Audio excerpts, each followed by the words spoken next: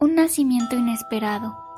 Eran los años de 1950 y en un pueblo de México sucedió una situación de lo más aterradora que pudiera existir. Se trata de un embarazo que impactó a todo mundo. Era de los bebés más esperados porque se trataba de una hija de un hacendado, de los más poderosos del pueblo.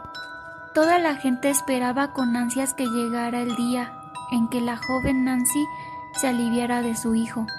Todos hablaban del maravilloso matrimonio que conformaban José y Nancy, ambos hijos de hacendados ganaderos.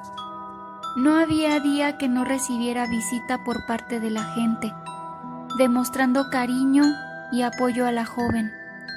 De antemano todos sabían que al nacer ese niño, los padres de la pareja organizarían una fiesta de tamaño descomunal, como se acostumbra en los pueblos de México.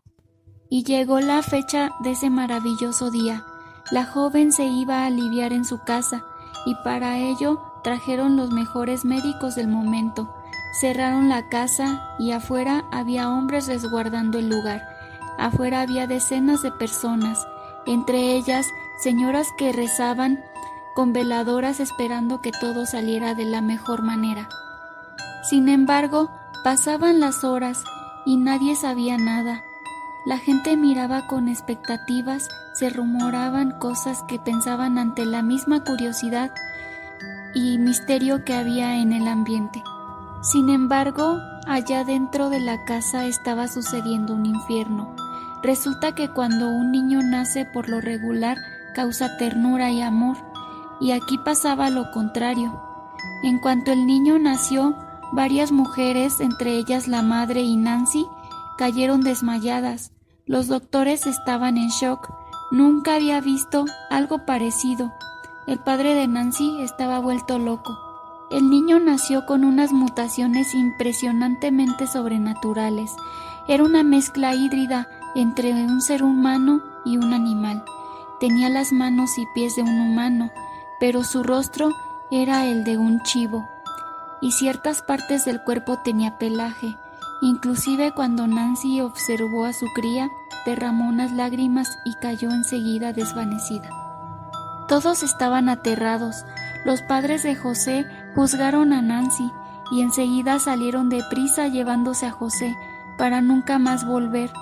El padre de Nancy enloqueció y mandó desaparecer la cría.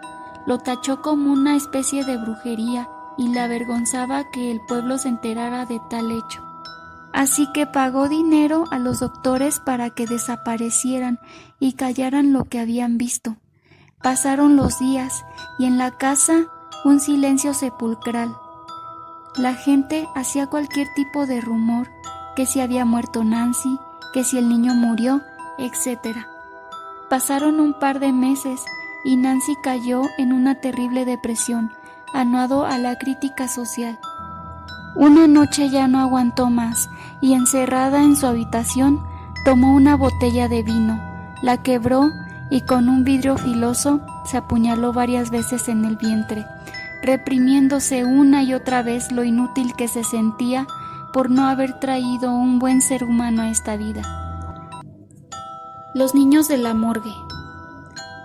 Estábamos en la sala de autopsia cuando nos llevaron el cuerpo de un niño de 9 años aproximadamente. Nos pidieron que lo revisáramos de inmediato, ya que al día siguiente sus familiares vendrían a recogerlo muy temprano.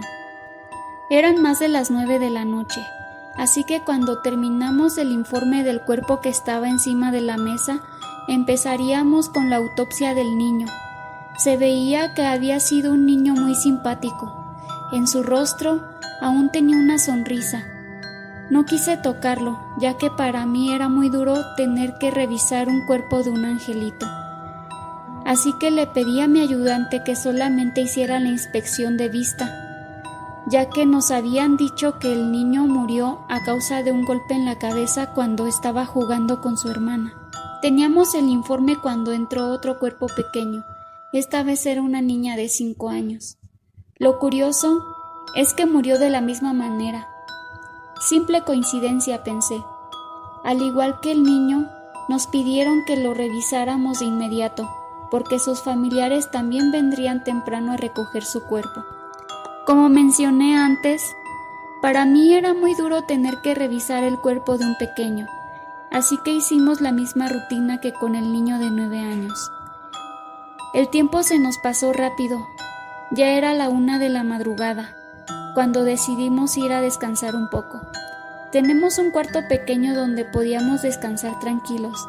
Después de hablar un rato, me quedé dormida, cuando de repente una voz me despertó. Era la voz de una niña que venía del pasillo. Me quedé helada. Me imaginé lo peor estando en una morgue. Quise despertar a mi ayudante que se había quedado dormido en el otro sofá, pero me di cuenta que no estaba. ¡Qué raro! ¿A dónde habrá ido? Estaba tratando de averiguar de quién era esa voz, cuando oí un grito que venía del pasillo. Salí a ver qué pasaba cuando vi unas sombras que entraban en la sala de autopsia. No le di importancia, ya que vi a mi ayudante pálido con una mueca de terror en su cara. Lo llevé al cuarto de descanso casi arrastrándolo, ya que no reaccionaba. Cuando por fin pudo reaccionar, le pedí que descansara un poco, a lo que me dijo: «Los niños no están muertos. Acabo de verlos jugando en el pasillo. No puede ser. Yo no me atrevo a ir a verlo. Yo sé que eran ellos. Yo los vi, doctora. Cálmate, trata de descansar». Estábamos hablando cuando oímos que alguien estaba en la sala de autopsia. Se escuchaba como si estuvieran buscando algo. Oímos caer nuestro instrumental. Sé cómo suena cuando cae al suelo porque alguna vez se nos han caído. De repente oímos risas de niños. Sin duda tenían que ser los niños que habíamos revisado horas antes, ya que en la morgue esa noche no había más niños. Nunca nos había pasado algo así. Las travesuras siguieron hasta las 4 de la mañana y yo no quise salir a ver, ya que la mirada de mi ayudante me decía que no lo hiciera. Cuando por fin amaneció, salimos a ver si en realidad los niños eran los causantes de aquel suceso. Pero los cuerpos de los niños estaban donde nosotros los habíamos dejado. Pero nos sorprendió ver que todo nuestro instrumental estaba tirado en el suelo. Fue una de las peores noches que he pasado en la morgue. Mi ayudante ya no volvió a ser el mismo, ya que me contó que fue él el que gritó esa noche, porque vio que los niños iban corriendo hacia él. Ahora tengo otro ayudante porque desde esa noche pidió que lo trasladaran al turno de día. Le es imposible trabajar de noche, y solo con mencionar la palabra noche se pone mal. Créditos a quien corresponda. El nahual. El nahual se sabe que es un brujo que vive generalmente de forma ermitaña, pero que durante las noches se transforma en muchas criaturas.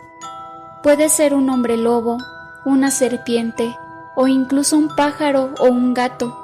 Nadie puede diferenciar a una persona común de un nahual. Pero hay indicios para darse cuenta de que hay uno cerca, como por ejemplo, el hecho de que siempre atacan o roban niños, así como también a bebés. Son muy malvados de corazón algunos. En un pueblo se cuenta la leyenda de Don Serafín. Era pequeño cuando nació su hermano, pero en ese lugar había muchos nahuales. La gente sospechaba de un anciano. Decían que él por las noches se transformaba en esa calamidad para todo el pueblo. Todos sabían que los niños eran los más propensos a recibir un ataque. Por eso la noche en la que nació su hermanito, él agarró un machete y se puso a esperar a que apareciera el nahual. Cuando se dio cuenta que el bebé no podía respirar bien, se acercó y pudo ver a una serpiente que estaba encima. No la podía matar porque lastimaría al hermano, pero sin embargo la aventó contra la pared muy rudamente. Luego se escapó sin más remedios. En el pueblo continuo se contaba al día siguiente que un anciano del lugar había despertado totalmente lastimado, casi no se podía mover.